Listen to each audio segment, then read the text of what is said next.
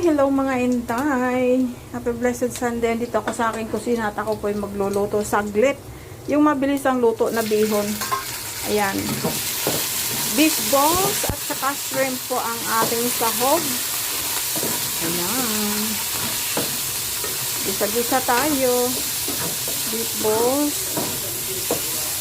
At saka, yan, lagay na po natin ang ating sahog. Gulay.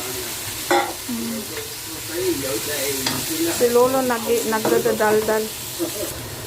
Ayan, gisa-gisa na natin mga inday.